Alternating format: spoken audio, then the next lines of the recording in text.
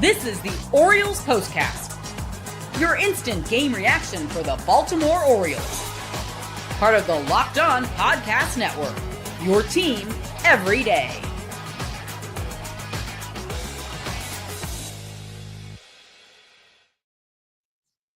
Today was an absolute doozy.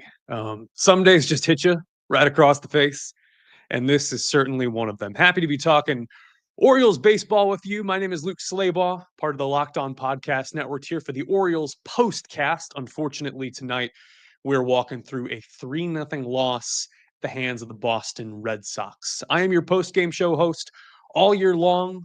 Connor Newcomb is still here 5 days a week with the Locked On Orioles podcast that you have grown to know and love.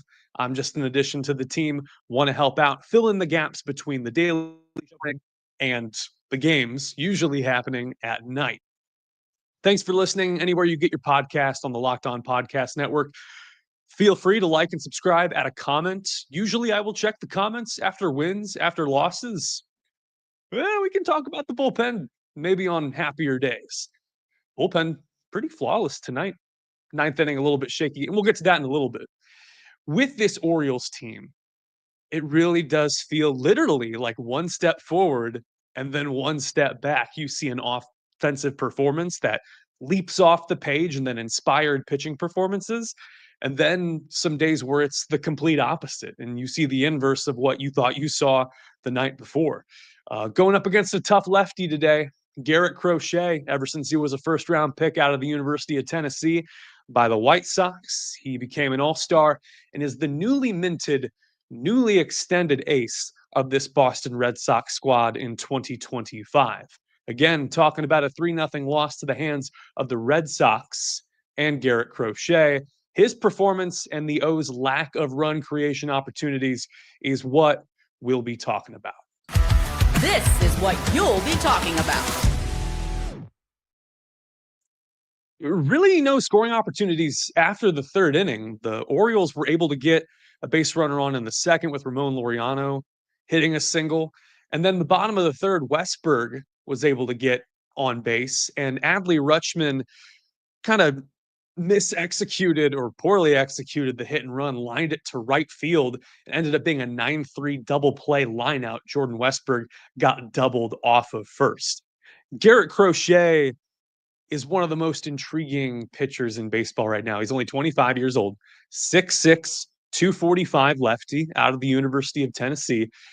6 years, $170 million. The Red Sox front office saw fit to give this largely unproven pitcher who hasn't thrown that many innings and only had 32 career starts heading into today with a massive payday, $28 million a year. They are projecting his potential. And we did see some flashes of brilliance last year. He was the White Sox only all-star in a otherwise forgotten year on the south side of Chicago. And it was publicized that he wanted out. He was able to get shipped off to Boston. And so far, an inspired performance for him. Crochet sat down every leadoff man through the first 7 innings of this game. Ramon Urias broke that streak in the bottom of the 8th. Orioles' right-handed options did not come through when they needed to. Tyler O'Neill with a 3-strikeout night and Ryan Mountcastle only an infield single. He did reach up to 29 feet per second on that infield single, so blazed by kind of a Gunnar Henderson type of speed there. But in games like this, and you've invested in right-handed power bats, Gary Sanchez having some pop against lefties, Ramon Laureano supposed to be good against lefties, mixed results. The final line for Crochet, 8 innings, 4 hits, 0 earned runs, a walk, 8 strikeouts, and 102 pitches. They were joking on the broadcast. They could not find a start in which Crochet had gone more than 7 innings since he pitched against the University of Cincinnati as a left-hander at Tennessee. So when you go up against an inspired pitching performance, you have to have one in turn. And Zach Eflin, as we know, he's a quality 2A, 2B type of starter. Unfortunately, right now, the top of the Orioles rotation as they missed Grayson Rodriguez and they lost Corbin Burns to free agency. So you needed an inspired performance. Zach Eflin, good for a quality 1, but once he gave up just a couple of runs, you knew it was going to be too little, too late. So the turning point, of course, is when Trevor Story went yard against him. Time to reveal where the game was won or lost. It's the turning point. Zach Eflin's always going to be efficient, and even today still was economical with his pitches. Got Tristan Cassis to strike out on 3 pitches to start the top of the second inning, and then a sweeper to Trevor Story got hit to the shallow portion of left field. Again, 2 home games, and the Orioles have yet to benefit from the fences being moved in at Camden Yards there on the left field side. Also, another thing that's going to stick in my craw for a little while was the defense that went down in the 5th inning. Gave up an RBI single to Ceddanne Rafaela, high fastball, kind of 91 miles an hour, made it 2-0. And then Rafael Devers, who was mired in an 0 for 21 slump, coming off a shoulder injury, hit a double to right field. Now, with Rafaela on first and an arm like Tyler O'Neill's out there in the outfield, you would assume that they would be able to hold the runner at third base and maybe get out of there with just 1 run coming across the plate. Tyler O'Neill completely ignores the cutoff man or misses him or didn't see him. I would have to go back and look again at the replay, and maybe Jordan Westberg didn't put his arms up, but Westy is supposed to be the cutoff man who relays from the shallow outfield to go home. Instead, O'Neill fires this ball to Jorge Mateo, the shortstop who's covering second base, to try to get Devers. It just seemed like a lack of situational awareness, and it was called out in the broadcast booth. So 3 earned runs allowed by Zach Eflin. Again, a quality start, technically 6 innings. And it is now 11 consecutive starts in which Eflin has started his Orioles career giving up 3 runs or fewer. Not all of those have been quality starts. However, that 3 runs or fewer has been a streak of 11 games, only behind Corbin Burns, who had 15 last year. The final line for Eflin: 6 innings, 8 hits, 3 earned runs, 5 strikeouts, no walks, which is good. That home run to Trevor Story, solo shot in the second inning. 60 of Eflin's 87 pitches went for strikes. Coming up, we're going to talk about the bullpen, some good, some bad, some wild and crazy. We're able to keep the Red Sox scoreless through the final 3 frames of this game. And also a Gunnar Henderson update. He is eligible to be activated off the injured list tomorrow. And that's all going to be coming up after this break.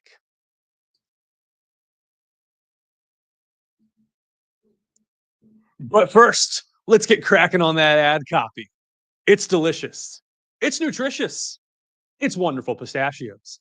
Wonderful Pistachios is one of the highest protein nuts. Each 1 ounce serving has 6 grams of protein, giving you over 10% of your daily value. Plus, they got fiber and better for you unsaturated fats to keep you feeling fuller and longer. They also come in no shells variety. So let's say you talk in front of a camera for a living. Let's say you want to go live on the Locked On Podcast Network.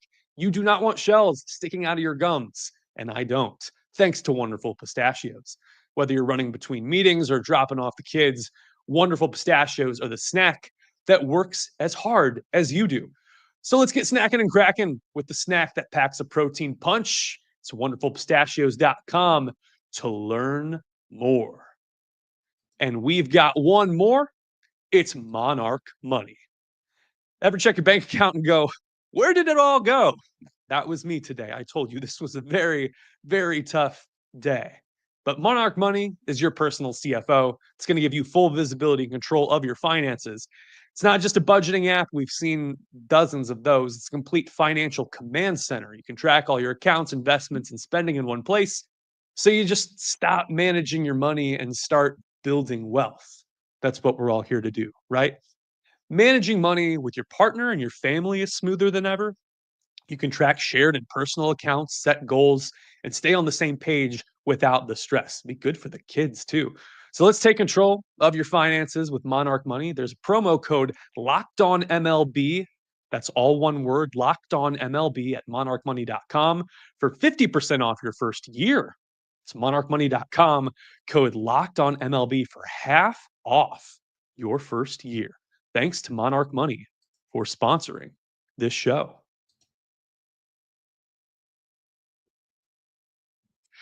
I am not going to award a player of the game again. This is the second game. You go back to that finale in Toronto as well. There are no RBIs, no runs driven in. So I don't know what to tell you. The bats need to get snacking and get cracking. Am I right?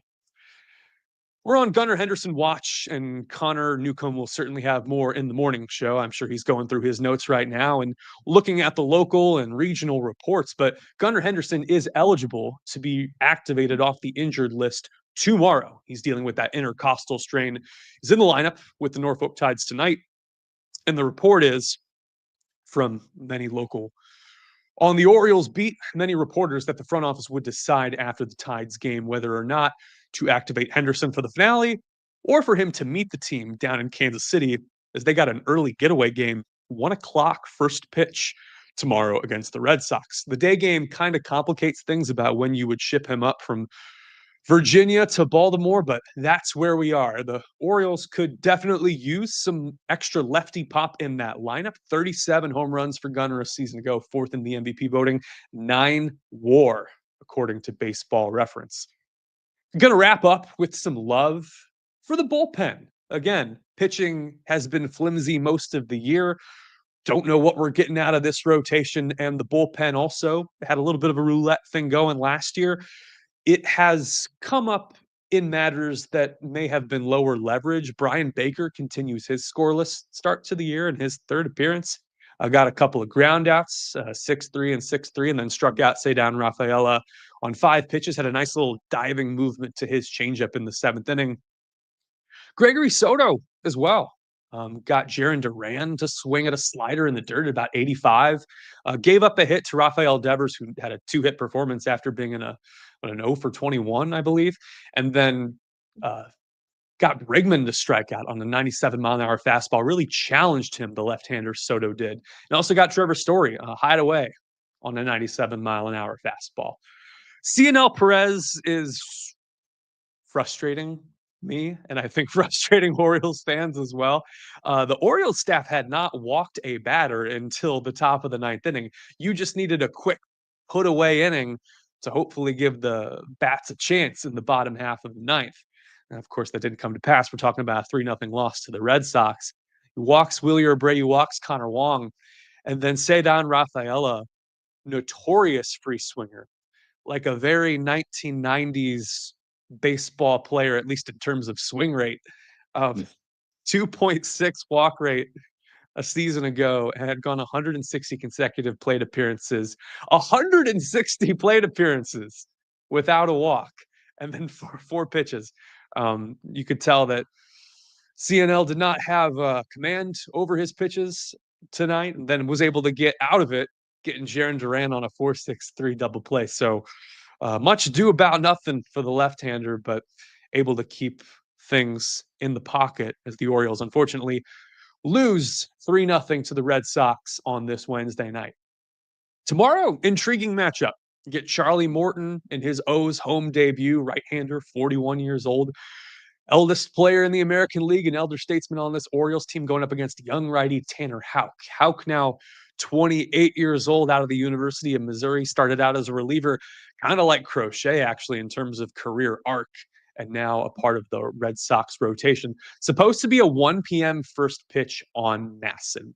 Again, thanks for tuning in. My name is Luke Slaybaugh. I do the post-game shows, the Orioles Postcasts, that you can find here live on YouTube and in your free podcast feed. Connor Newcomb is still here 5 days a week, doing an amazing job on the Locked On Orioles podcast that you have come to know and love. I want to thank our sponsors. I want to thank you for tuning in here on a Wednesday night. I know there were many other places you could be, but I appreciate you being here in this Orioles community.